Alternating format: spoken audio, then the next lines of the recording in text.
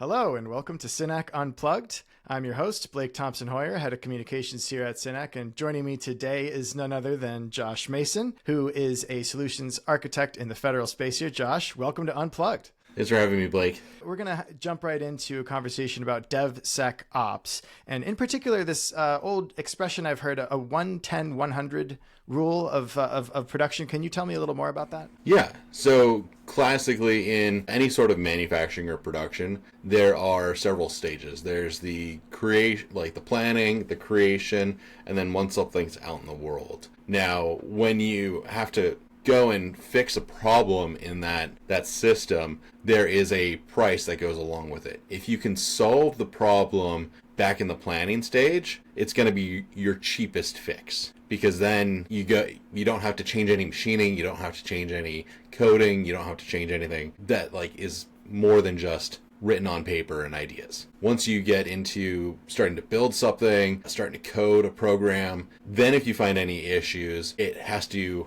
be fixed as an idea, and you actually have to fix whatever it is, the defect in the code, in the manufacturing, wherever. Once something's out in the world, that price 10 times increases, where now you have to pull things back, there's other infrastructure there, and then you have to go through the whole process again to get it to a fixed state. In cyber and in software development, if we test something in production, the cost to fix it is going to be super high, which is why so many people look at left of boom solutions, where if you bring that testing into the development stage, or even utilizing testers as part of the planning, you can make your solutions a lot cheaper. So it's interesting, Synack, obviously we're a pen testing company. We have penetration testing as a service. We are typically testing more on that production level. How do you bridge that gap? How do you take insights from production, bring them back to development teams, maybe help some of those DevSecOps folk along the way? How would you go about bridging that culture gap between development, just wanting to push out product, and security, wanting to find those vulnerabilities, fix them, maybe prevent them from occurring in the first place?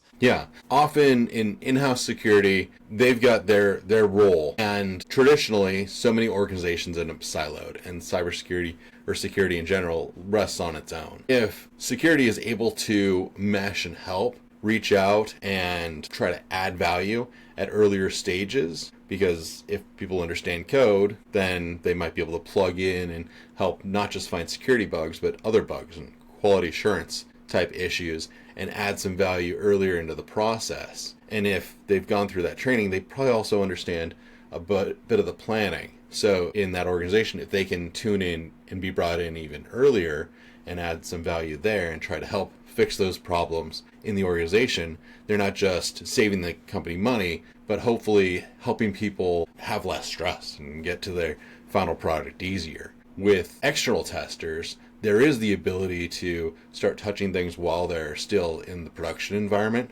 before they've gone public. And with certain missions or getting a hacker perspective, you could actually move that even further left and have someone look at source code or be brought in during the planning process if there isn't someone in-house to do that.